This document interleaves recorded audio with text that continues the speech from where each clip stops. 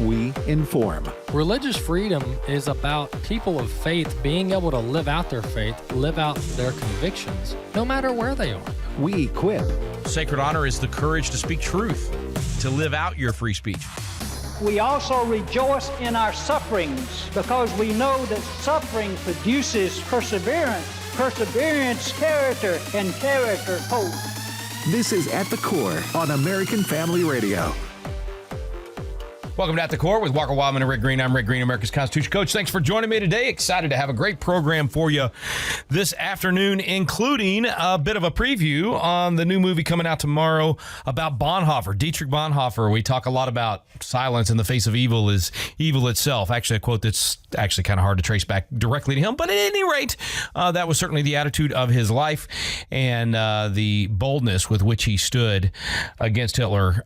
Just absolutely incredible. So we're going to have a fantastic interview with John Scanlon today.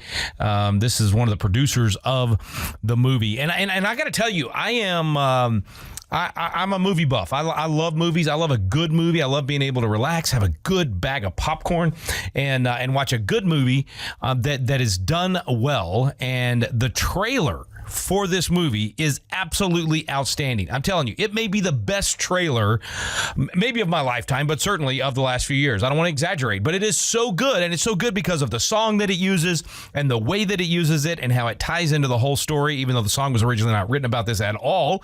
It's actually one of my favorite songs and on my favorites list, and just absolutely incredible. John Scanlon, producer of Bonhoeffer, one of the producers. God bless you, man. Thanks for coming on today. Thank you, Rick. I'm so excited to be on it. By the way, if you love the trailer, which is exceptional, wait till you see the movie, because the movie is going to blow you away. I mean it, man. I haven't been this excited about a movie in a long time. I've always loved the Bonhoeffer story. I've always loved, probably 15 years ago, reading McTaxis's book on it and then just studying him a little bit, even the theology side of it. But, man, the spy part, the whole, and then the movie Valkyrie came out.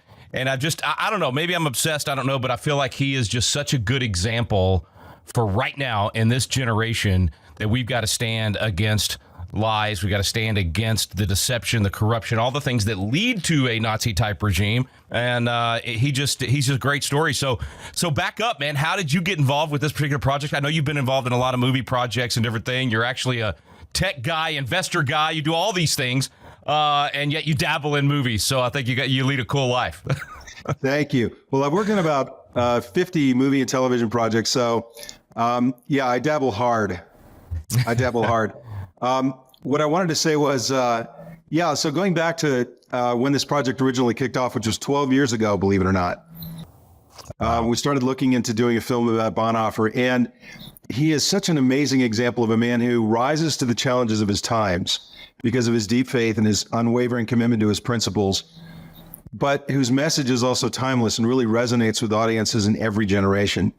And especially, I think in this current moment, as you say, there's a real draw to his message and a real draw to his example that you can't miss.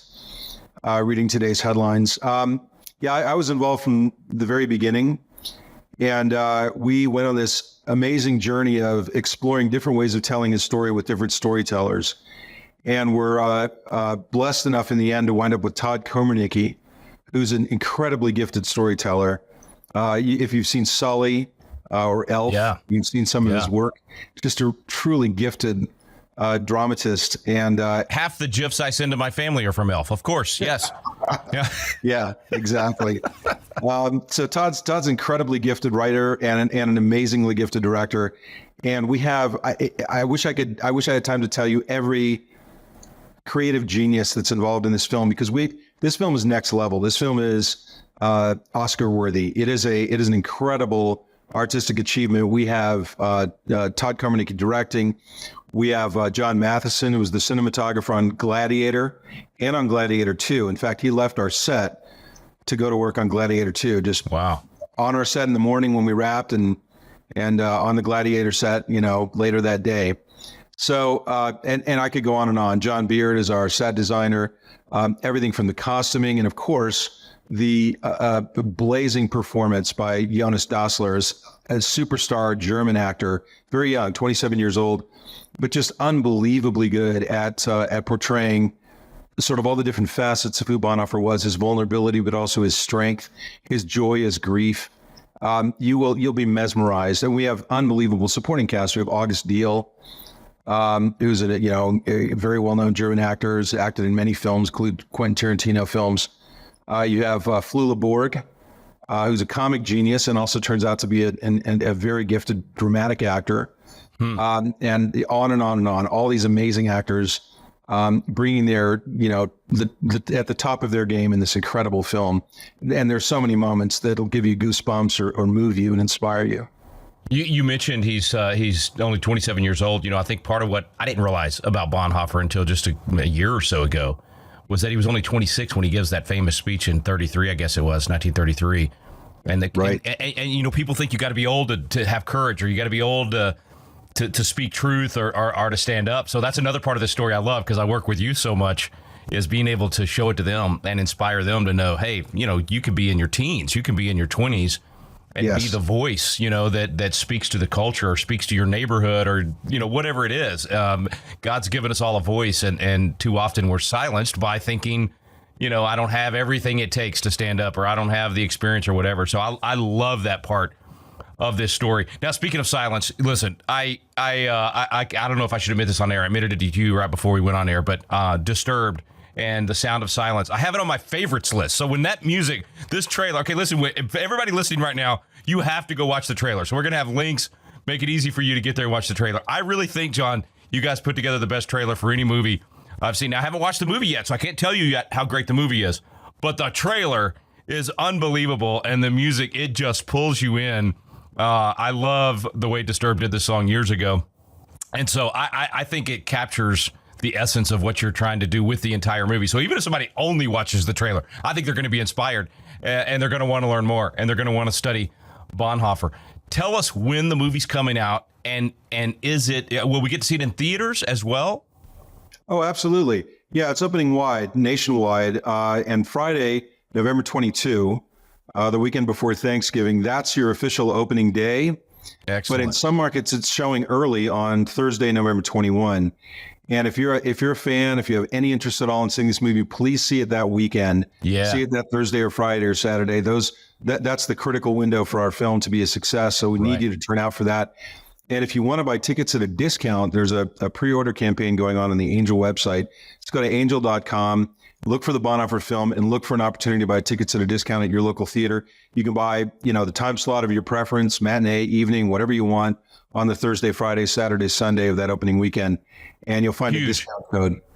That's like you said, because that'll determine how many theaters have it the next week and the week after, and it creates that momentum, and this one needs the momentum, especially going into the Christmas season, Thanksgiving, Christmas, all of that. So this is, of course, Fit Angel does everything first class. I love those guys. I love how they have just turned the industry upside down in a good way. Complete market disruptors, and I just in a great way. John, what do you hope people walk away when they're leaving the theater? What are you hoping they're going to leave with? Because I think people tend to go to a movie and they walk away with a value or whatever. So it moves you, that emotion, the music. What do you hope they leave with? Yes. So I know they're going to leave entertained, and I mean that in the best way, moved, inspired, emotional at the closing. Even sitting through the end credits is a moving experience. But I think what you're going to walk away with is a desire to be the best version of yourself, to really live up to your ideals. Bonhoeffer's this unwavering, long direction in the same obedience from youth in his stand for the oppressed and against evil. And I think that is something that we'll all carry out of the theater as a lingering message from the film. We have a campaign associated with the film called Bonhoeffer Brave. And we want people to be Bonhoeffer brave in their own lives. You don't have to take on a Nazi regime or stand up against a dictator, but there are countless ways that we're called on to be brave in our daily life and over the long term. And Bonhoeffer, I think this movie will give you the courage and inspire you to do that, and maybe even suggest some ways you can do that. I love that, man. Yeah. Yeah, that's one of the diseases of the culture, right? Is that we don't have courage, and people are, so maybe this will infuse some courage and infuse people and give them ideas on how to be brave. That's beautiful. Yeah, I would love that. And again, another aspect of this film that I think is really important is that we're trying to market it to as diverse an audience as possible, because we have people on, especially now. We're all sort of hyper aware of the partisan divides in our country and the way divisions are created and sort of artificially maintained in order to stoke turnout and engagement. And this movie, Bonhoeffer, is for all people. And we want people from every part of the political spectrum, every, cultural and social persuasion to see this film, because I think a little bit like the gospel, which is presented very clearly in this film, it has the ability to really change people just through experiencing it, just through hearing the message. So I'm hoping for turnout from everybody. I want people from the left, the right, the center, non-affiliated. We want everybody to come and make Bonhoeffer their own in that way. Yeah, one of the beauties of doing a story like this is that you kind of get in the time machine and you get out of this current, like you said, divide that we're in with all the labels that we have today. And by getting in the time machine and going back to 30s Germany, you got different labels, different machines, so people can be a little bit more objective in seeing good versus evil and seeing right versus wrong without the boxes, right? Without the labels. And so then we can learn the principles of the right and wrong, and free speech and life and all of those things, and then come forward and go, okay, now how do I live these principles out, regardless of the label. So I hadn't even thought about that, but that is going to be, timing could not be more perfect. The Lord is, of course, his timing's always perfect, but this is, I didn't even think about that aspect of this. Yeah, you're absolutely right. And it is, 12 years ago, we couldn't have imagined that we were going to be releasing this film in this window. But as you say, God's timing is perfect, and we're feeling that, and we're feeling the excitement and enthusiasm for the film building, watching it online. It's an awesome thing. People are waking up to it. Yeah. Well, before I let you go, so I think another thing about Bonhoeffer that I guess maybe I just forgot from the first time I read his story is, it's a longer saga than I initially kind of in my brain. I thought, okay, he gives this speech, Hitler arrests him, he gets killed, No, this goes on for 10 years, I guess, before he is finally imprisoned by Hitler. And roughly, of course, it's at the very end of the war. I mean, this is a long, protracted fight, and he gives up, so much to do this. I mean, even romance and his, all the things that we enjoy in life, he puts it all on the altar, man. Yes. And even though he faces defeat and reversal in many ways, the inspiration that he receives at the beginning of his journey, particularly with his time in Harlem, which is a really underappreciated aspect of his life. A lot of people who've read Cost of Discipleship or Life Together, two famous Bonhoeffer works, or who have studied his life, may not realize that his faith really came alive in some ways in Harlem when he was at Union Theological Seminary in New York studying. He had a friend, Frank Fisher, who took him to Abyssinian Baptist Church, where Adam Clayton Powell Sr. was the pastor.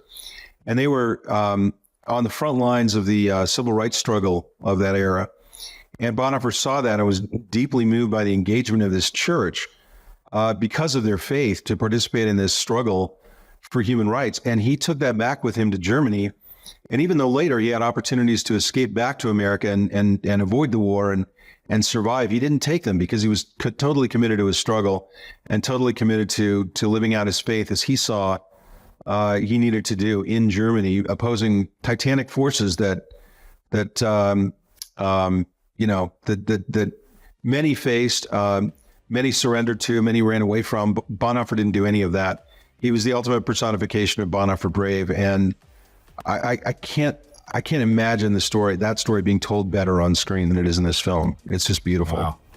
Yeah, incredible, man. Incredible. I'm so excited about folks going to see this. And this weekend is the time, folks. You got to go see the movie opening weekend so that you help support the movie. And it makes it possible for them to get into even more theaters and to stay in the theaters longer. So now's the time to do it. Go see it this weekend. And you can obviously go to angel.com to learn more. And that'll give you a chance to even, potentially buy tickets for other people and pay it forward, for other people that may not be able to, or may not even know about the movie yet. You can let them know by getting them a ticket and send it to them. Anyway, check that out today at angel.com. Be sure and see the movie this weekend. We're going to take a quick break. We'll be right back. John Scanlon, our special guest. You're listening to At the Core with Walker Wildmon and Rick Green.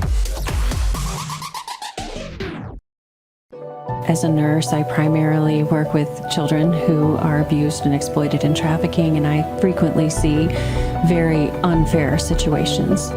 We must talk about the issue of abuse. We can't base our actions on fear. We have to be faith-informed in what we do. The Dr. Nurse Mama Show. For more from Dr. Jessica Peck, tune in at 2 p.m. Central on American Family Radio or on the podcast page at afr.net. Some guy who claims to be a girl is not science. I'm sorry. It's not. You just can't claim to be something that you're not. No, we don't allow people to choose their ethnicity. No. Or their age. No, I can't say I'm an Eskimo, so provide me with a free igloo. We don't let people do that. We don't. You're a male, and you can't claim to be a female, because you're not. Today's Issues, weekday mornings at 11 Eastern and 10 Central. Whether it's a story about prayer in public schools or battles for biblical truth within our denominations, the American Family News Network is here to tell you what the newsmakers are saying. We are starting to see a rebellion against corporate America's endorsement, coddling of the LGBTQ agenda. The American Family News Network is comprised of news anchors and editors that team up to bring you news from a Christian perspective. A TRO for non-legal types out there is basically just an emergency order that would have allowed Liam to go back to school wearing the t-shirt he wants to wear. And again, that t-shirt says there are two genders. Not only can you listen to reports on the radio, but you can also visit afn.net for coverage of the latest headlines. Florida Governor Ron DeSantis out on the campaign trail was ready with an answer on the meaning of the word woke. American Family News, reporters you can trust. At the Core podcasts are available at afr.net. Now, back to At the Core on American Family Radio. We're back on At the Core with Walker Wildmon and Rick Green. I'm Rick Green, America's Constitution coach. John Scanlon, our special guest today. We're talking about the new movie Bonhoeffer. Angel Studios putting that out, and it's going to be in movie theaters this weekend. Absolutely incredible opportunity for you to support. First of all, support a good movie, a good story, but to be inspired, to be a Bonhoeffer of today, to speak up and use your voice. Absolutely great opportunity. In theaters this weekend. Go to angel.com to check out more. Yep. You know, like I was saying, the young people I work with at Patriot Academy, I'm gonna take them all to see it on opening weekend, and we're gonna hopefully fill a theater and really get the word out. We got about 30,000 Constitution coaches across the country. We want to push it with them. In fact, I'd love to get you on one of our coaches' corner to tell them about it so they can build up to that weekend. Happy to do. You know, John, this is so important. A friend of mine years ago said, the movie makers and producers are the high priests of our culture today. They really determine the values of the nation, and we gave that over to people that didn't, frankly, have biblical values at heart. And VidAngel's done such a great job, and so appreciate you making this as you said, this is a decade-long effort, man. You gotta feel like you're about to give birth, I bet. But this is. This is exciting, and we're at Wall Builders. We're thrilled to be a part of it, and just thank you. I really appreciate all the hard work you put into this, and I cannot wait to see the movie. Thank you. I just from taking a long perspective, people who are inspired by the gospel and by stories of believers have created some of the great art of the world.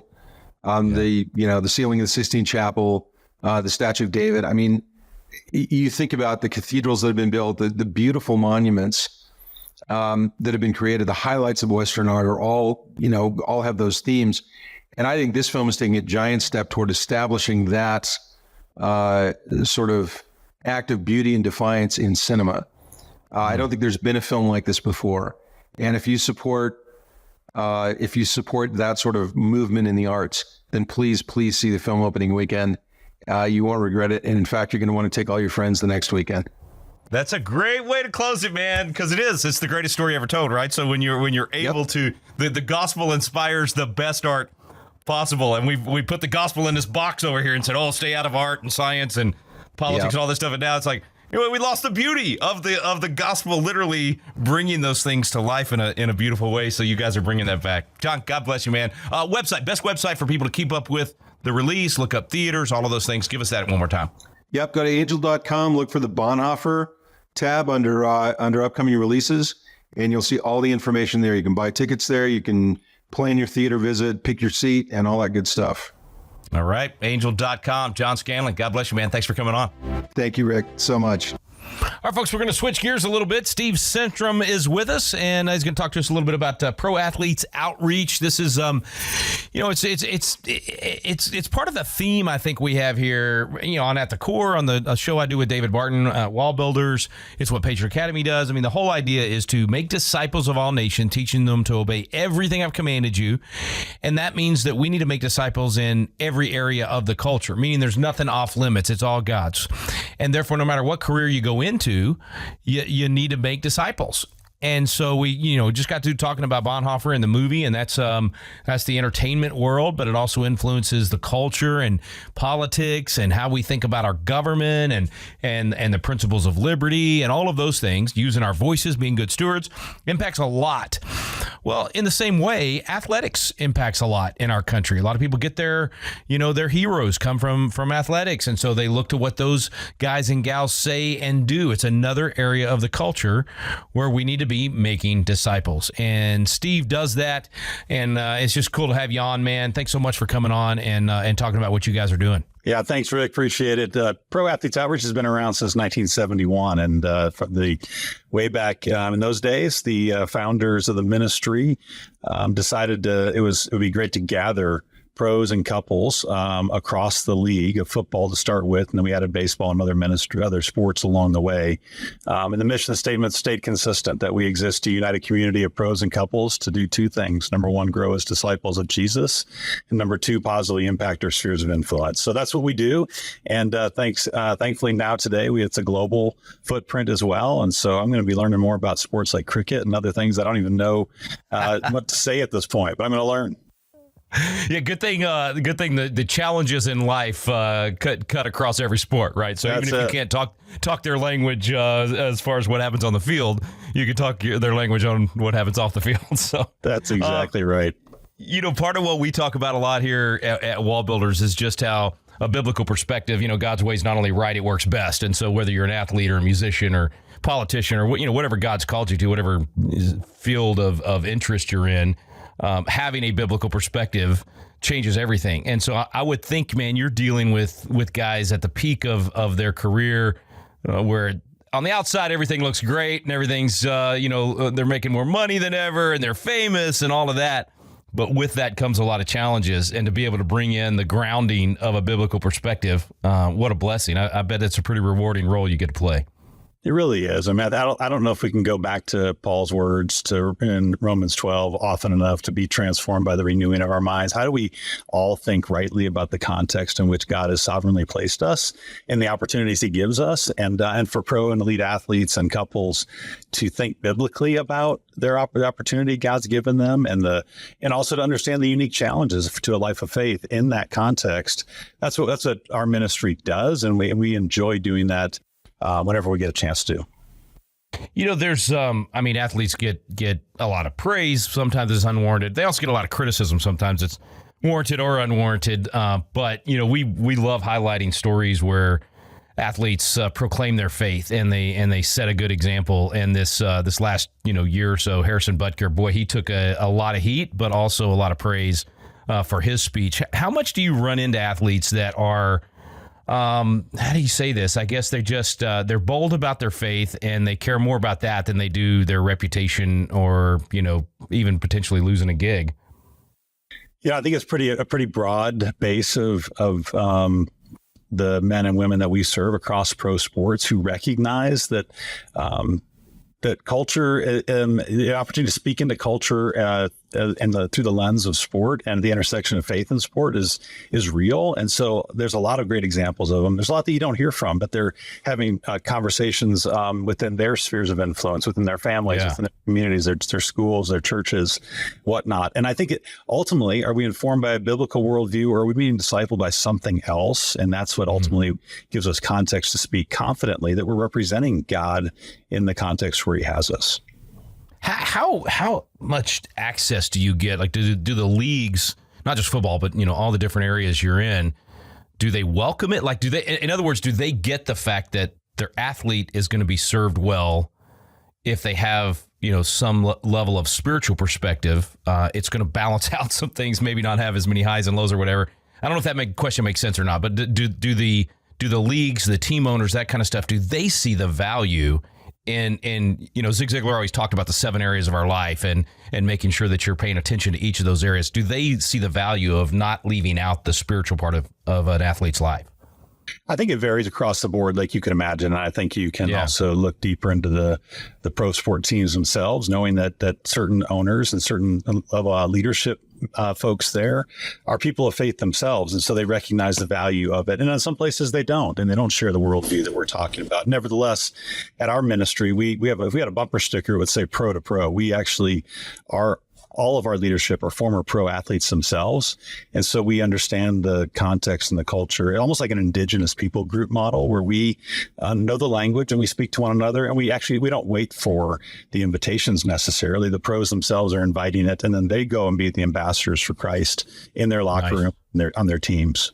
Yeah. That makes total sense. Olympics this summer, man, there were a couple athletes that really spoke out, got a lot of press, and honestly, I mean, look, I train and communicate. I train young people, candidates, all kinds of stuff in communication. Usually athletes are not the best communicators. But these Olympians, man, there were some of them that just almost every press conference, it was like a master class. I was impressed. I don't know. Did you kind of feel the same way? Some of them, it's like, yeah, thank you, Lord. That person just shined for you really well. Yes, it was inspiring to watch, and I too. I share your sentiments on how impressive some of the comments were. They weren't just the casual one-off, one and done. I want to thank God. It wasn't throwing a bone, right? It was literally like there was some deep theology there in these. Yes, and I think within our ministry, we point to John 3:30 a lot, which is an easy verse to memorize, but it's a lot harder one to actually embrace and live out of. He must increase, but I must decrease. And John the Baptist is a great model for anybody at the height of celebrity and popularity. He was the mega pastor of his day, so to speak, and he understood that his role was clear, and how it related to who Jesus is was very important too. And so to say, it's my joy to point people to him. And I think we saw that athletes at the Olympics doing that. We're seeing lots more athletes across the board do it. And that's what our ministry spent. We spend a lot of time helping them discover who Jesus is so they adequately understand their identity in Christ. Well, I guess John the Baptist is the right guy. I mean, you got to be a good athlete to live off bugs and survive the desert. That's right. Tell me about the when they do that, like when you hear from or you watch how people respond to their heroes and the athletes. Is it important? We talk around here a lot about God consciousness or acknowledgments of God in the culture and how important it is. Even little things like getting in God we trust, the national motto, displayed places, just so that you get these reminders that there is a creator and that, that's where our faith is and all of those things. Seems to me that's a big part of the role when they do speak out publicly, not just privately, which I know that's a big part of the ministry is just to minister to these guys within the, in their personal lives. When they do speak out, boy, it seems like it helps culturally to get back to that God consciousness. Yeah, I mean, when you ask that, two things come to mind for me. One, that's identity. The other one's mission. And I think we often talk about understanding the difference between an achieved identity or having a received identity. And I think this is true for anybody. And in American culture, with the American dream being the thing that drives most people forward, you can oftentimes forget that ultimately in Christ, it's 100% received identity. It's all based upon what Jesus did on our behalf. And then we respond to that with the things that we then go and do. But for pro athletes, they're at the height of that, the top of that ladder. They're in an environment that is entirely performance-based. And so therefore, there's this element of like, I'm going to achieve something.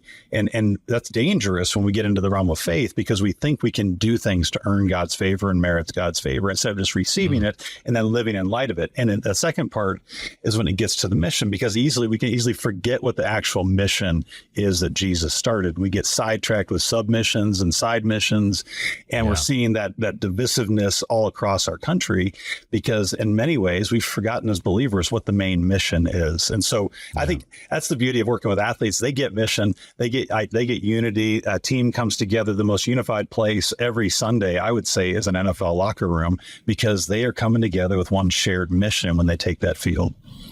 you had a great article in Christian Post, and you pointed out, I don't remember how you said it, but it was, we all tend to pray for them in the middle of the game because we want our team to win, right? But your point was, okay, how about praying for them throughout the week and realizing that they got a lot of pressure on them and that they're in a position with a platform that God can really use, and we need to be praying for them to be strong and to shine well for him. Absolutely. I mean, I think the underlying point in all of it, right, is that if we're going to be people that love God and honor God, and prayer has to be foundational in our lives, and it's not just an afterthought that we do. But when we watch those games, which more people are going to watch NFL games than anything else over the next, several months here, and they're going to be the most watched forms of entertainment. And to look at the pros out there as more than just a commodity or more than just a product, but to actually recognize that they're men that represent families. There's marriages and kids and extended circumstances, and they're dealing with other elements of life too. They've got family members that are dealing with illnesses. They've got injuries that they're going to sustain. Their careers, or their seasons and or careers might come to an end. They might get cut in the middle of it. There's all sorts of things. Certainly there's a lot of glamorous, wonderful things, and we do cheer for our teams to win. And I encourage people, hey, go ahead, pray for your team to win. Like the other team, a bunch of fans are praying for the other team too. So we'll see how God works that out in the end in terms of who's holding the Lombardi trophy. But nevertheless, recognize that these men and the families they represent are bigger than what you see them doing on the field. Yeah, amen. One other thing I was curious about is I'm assuming you guys still minister to them after their career. They're fairly young in life, right? When that part of their life is over, and finding that it's a little bit like military, right? They come home and it's a very different next mission. And so I'm assuming there's a big ministry for you guys in terms of just helping them through that transition of finding what's God got next for them. Rick, that's a great question. You're absolutely right. I mean, I tell people all the time when my wife and I finished our NFL years, we were 29 years old. We were about to, It's like, what are we doing transitioning or half-timing or whatever you want to call the phrase. And it's a massive identity crisis that unfolds. And so there's a lot of room for ministry to happen in that moment for our men and women who are transitioning out of the game, because there's so much life in front. And we really get exposed to God's call, God's plan, God's design, God's script are much bigger than however many years we spend in a game doing that game. We actually get to participate over the course of a lifetime. And as Moses said in Psalm 90, Lord, teach me to number my days aright that I might gain a heart of wisdom for every day that I get until that day when I stand before him. And so we really want to help our pros see beyond the game, and both in terms of chronologically beyond, but also just beyond in terms of mission and purpose. Hey, speaking of mission and purpose, everybody out there that's listening right now, you've got a mission. You've got a purpose that God's got on your life. He's got a realm of influence surrounding you right now. People that listen to your voice, make sure that you're speaking. Just like Steve's breathing into these athletes and helping them and coaching them to be disciples, you can do the same thing with the people in your life. I hope you're thinking about that even as you listen to these interviews today about the movie Bonhoeffer, whether it's in the entertainment world or in athletics or in politics, or maybe in education, perhaps in the pulpit, wherever you are, whatever God's called you to, that you're letting your voice be heard. We're going to have more with Steve when we come back from the break, but I just want to challenge you. Be thinking about how these things apply to you and what you can do to live out your purpose. And as part of that, I want to encourage you to come down to the Patriot Academy campus and spend a few days with me. We talk about purpose when we do our Patriot Experience, because you're learning how to be a good citizen, a biblical citizen, and how to live that out and influence the world around you. So think about coming to that. PatriotAcademy.com to learn more. The Patriot Experience, December 10th, 11th, and 12th. We're going to take a quick break. We'll be right back. You're listening to At the Core with Walker Wildmon and Rick Green.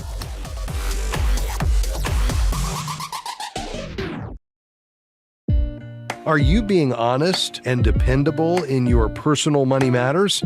Honesty is one of the first things Jesus requires of new believers. When some tax collectors approached Jesus to be baptized, they asked, "Teacher, what shall we do?" And he said to them, "Collect no more than what you have been ordered to." You need to be honest to be effective for God's kingdom work.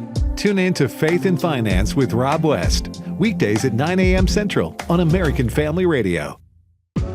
I started playing basketball at 9 years old. I ended up having teammates that were my teammates all the way up through high school. And the Lord began to challenge me.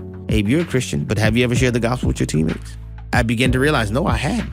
What I'm saying is that God moved me to be concerned beyond me. It is impossible for you to be truly born again, yet you remain unconcerned about the people around you. Tune in to the Hamilton Corner, weekdays at 5 p.m. Central on American Family Radio.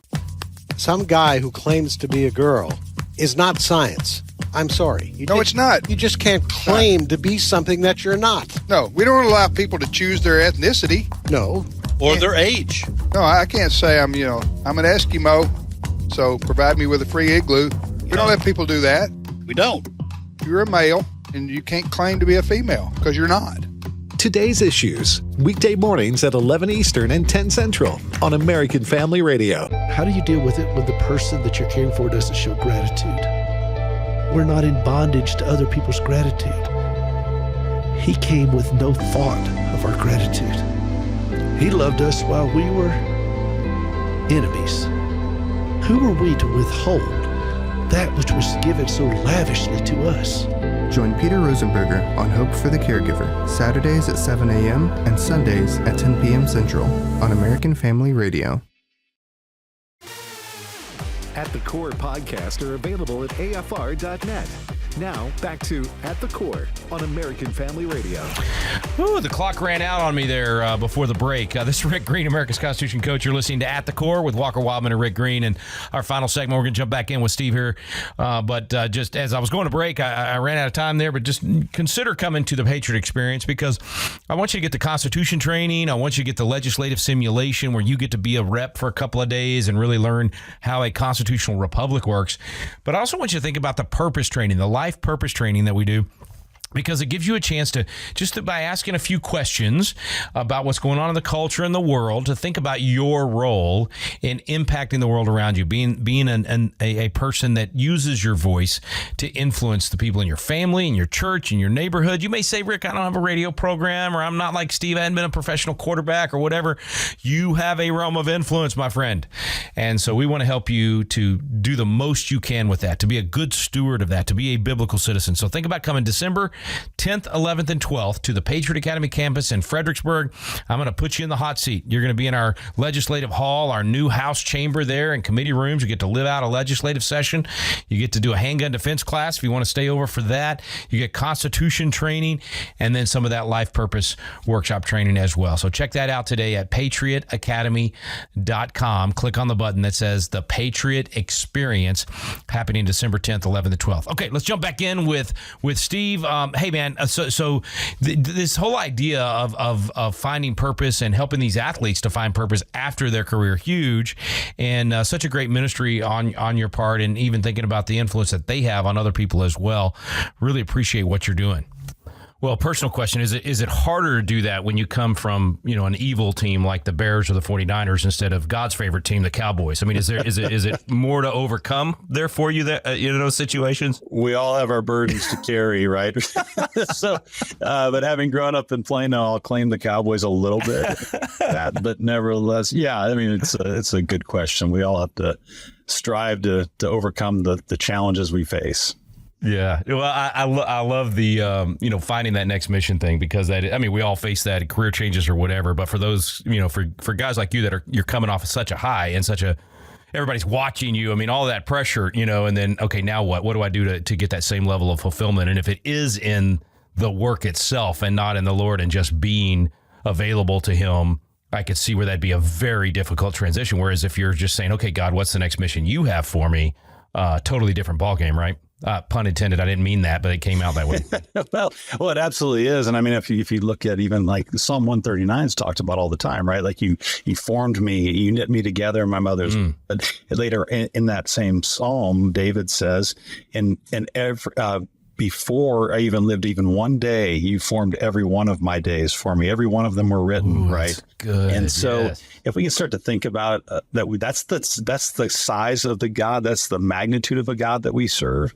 Well, He's got a perspective on our lives that He's not concerned about when my playing days are over or when I transition or when something happens. We can always be forward looking. Oh, I love that, man. I'm stealing that, because that's even in like the political realm. People tend to think of He formed me for this purpose, like this peak moment. And that's what I was formed for. And the way you just said that, He for every one of my days, that'll preach, brother. All right, preach. Bring it. I love it. Yeah. I've got the standard copyright policy, which is if you're going to copy it, just copy it right. So that's right. I love it. Well, that's better than what Zig taught me. The first time I'm going to say my good friend Steve told me, and then the second time it'll be I have a friend who says, and the third time it's going to be I've always said. So anyway, hey, man, thank you so much for coming on. Thanks for what y'all doing. The website, PAO.org, right? PAO.org. You got it. I'd point people there to certainly learn more about what we're doing at Pro Athletes Outreach. I'd love to invite them to pray for us. And then I also point people to sportspectrum.com. It's the outward-facing media platform that we tell a lot of these great stories of pros and others who are doing amazing stuff and at the intersection of faith and sport. Sportspectrum.com. Yes, sir. Okay, sportspectrum.com. We'll put that one on our website today, too. Steve, God bless you, man. Keep up the great work. Thanks, Rick. That was Steve Stenstrom. We're going to jump right over to Sabin Howard. Your first of all, your website so everybody can go see your artwork, SabinHoward.com. Your sculpture is absolutely amazing. People that go and see, even things that especially when it brings history to life, and you're actually seeing something depicted that happened, and it makes it real to you. You can experience it more than just reading a book. So it's huge. I don't know how much we want to talk about what we future plans and the things you might have coming up next, but this the project that you just finished. Tell us about what you've been doing and where people can go to see it. We've been on the National World War I Memorial. It's been a 9-year project, global competition, 300. I drove by it the other day, by the way. I didn't get to go see it, but I drove by it. I wanted something. And you know who was bragging on you? Sam Sorbo. I don't know if you know Sam and Kevin I know Sorbo Sam or not. real well. Yeah, I know. So Sam's a personal friend. Yeah. Oh man, I'm telling you, bro. She was showing a video of where she'd been out there with you, and she was showing it to everybody backstage at the Moms for Liberty event. I was just at a DC, and I was like, man, I don't have time to go see it. I was staying at the same hotel. Were you really? Marriott. Yeah, that night it was the Marriott. So yeah. Oh well. Anyway, I just wanted you to know she was definitely showing it off to everybody backstage in the green room, and like I said, I drove by it. I didn't get to go see it. I'm sorry, I totally interrupted you, but go ahead. No, it's a 360 global team competition that we won, and then it's a miracle. It's so radical what we're doing. This is the absurdity of it all. It's like I made a sculpture that's in a traditional Renaissance style, coming out of Western civilization, and everybody, meaning your general populace, not the elites, the general populace, are just completely understanding of it because, first of all, it's something that's beautiful. It shows women, men, children, troops. I use models that were soldiers that actually had PTSD. I put their faces on that wall. Wow. And it's called The Soldier's Journey. And the dad, a father, allegory for the United States. It's a bronze movie that you move from the left side to the right. And he leaves home, enters into service, and then enters into combat, leads that charge. It's very dynamic. And then from that charge, there's a cost award. He exits walking right off the platform towards the viewer, shell-shocked. That's the transformation, the end of divine order and the beginning of modernity and chaos. Final scene, parade scene. And then he hands his daughter, the next generation, his helmet. She holds the helmet, dividing the future. That's World War II and the beginning of all these never-ending wars that we have been doing for the last 100 years. For the first part that I think it's the first part from again I haven't got to physically see it, but just seen on online at the website where he's literally moving into war away from his family. I mean is that the very beginning of it, or is it? Because that scene where you see the family with the, I guess it's maybe his mom, hands on his shoulders. And then when am I reading that correctly? Yeah, it's his wife with hands on his shoulders, and the daughter's in front of him, and she's handing the dad the helmet. The helmet, though, in that scene is not open. It's like, it's closed. So it's, Pandora's box has not been released yet. The helmet is open. So there you go. It's like, it's a statement about like what war did to this planet, because if you look at it, World War I changes us globally, and you get like this change in going into like this nihilism, existentialism, and the end of God. In the back wall, there's actually a crucifix that has fallen right behind a nurse that holds a gassed soldier up, And that points directly at the shell-shocked soldiers. There's a lot of symbolism here hidden in meaning that will be interesting for people to decipher. But again, it's not like cryptic like a lot of the modern art that you see out there. You really get it because it's sculpted in a traditional style.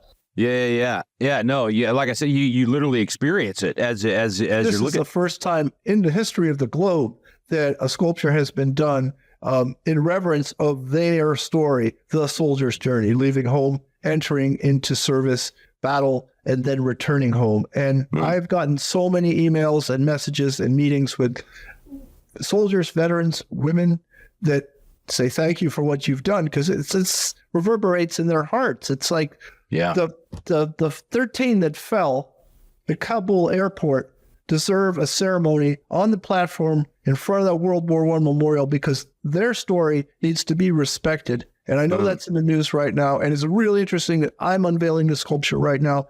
And it's like, enough with the ridiculosity that governments do in terms of like how they treat their troops. And civilians need to be made aware of like what happens when people sign a contract to their government property, and then they are in service of. And that's what I'm in the service of them.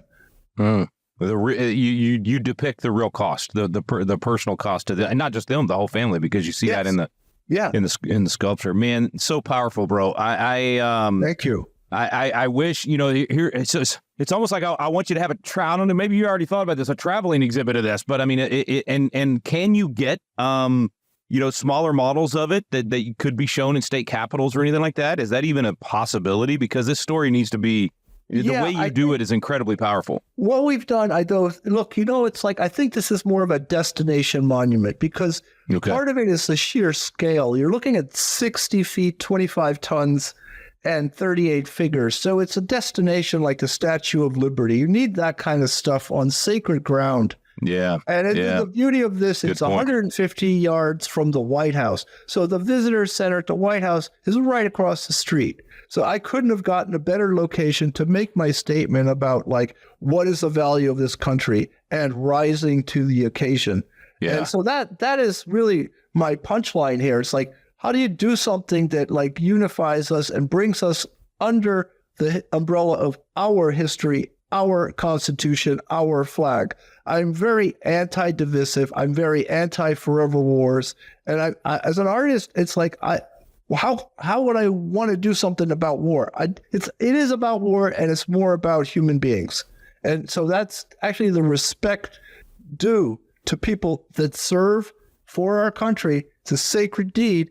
Here you go. Finally, you are remembered.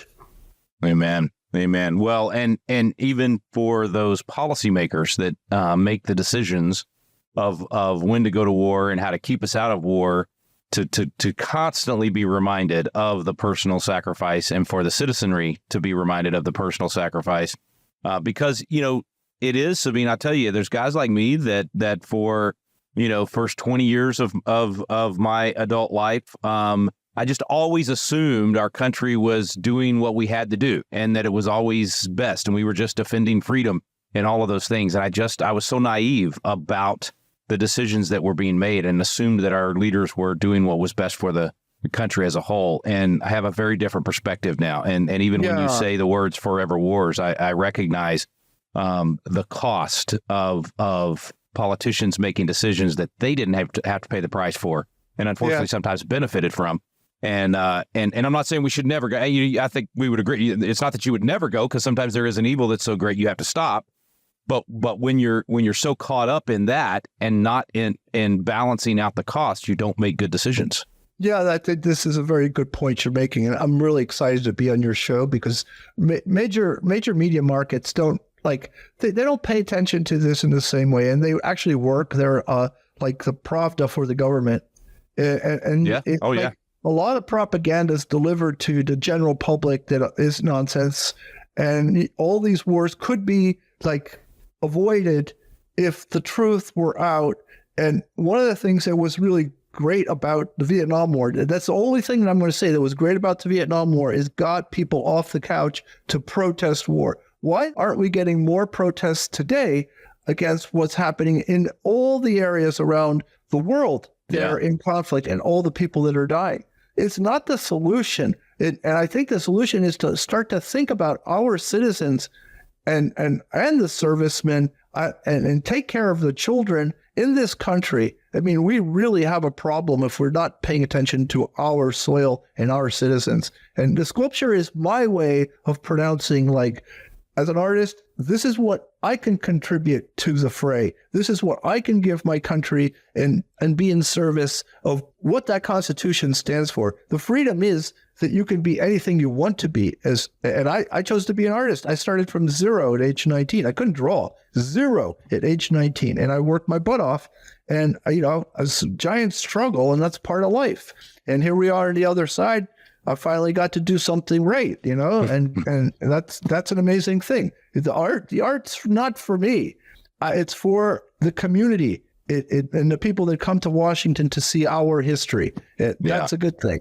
Amen. Amen. So good. And I think, you know, there's almost a realignment happening out there politically because of this issue, and a lot of people are paying attention in a different way. Even in my own journey on that as well. And what your art will do, and what this will do, and other things that you're going to work on, is help bring awareness to that. It's just such a great learning tool, and almost I don't know if this might be overplaying it, but it's almost like a conscience shocker. You know, right when you walk in, you know, it kind of rattles you out of. Yeah. Does that make sense? What I'm saying? 100%. It's like it's the words I like to use are, it's like really great art is like a hooligan in a dark alley that shocks you out of your mundane reality and throws you into a whole different consciousness. And that's what this sculpture does. It's a punch in the chest. Yeah. You describe it so much better than me. That's why you do this for a living, man. No, it's like I've been doing, 42 years, 80,000 hours of looking at life models. And then I'm very passionate at this point because I will not be held back any longer. I'm building an army behind this sculpture. We're going to do another one down in Texas next. Nice. Oh, yeah. Bring it to God's country. Hey, Sabin, God bless you, man. Thank you for the effort, for the vision. I know this had to be, you know, one of those things that you dream about for a long time, you work on for years and years and years, and now the unveiling and so many millions of people that will be impacted by it. Thanks for sharing it with us today. My pleasure. Thank you, Rick. That was Sabin Howard. I'm Rick Green. You've been listening to At the Core with Walker Wildmon and Rick Green.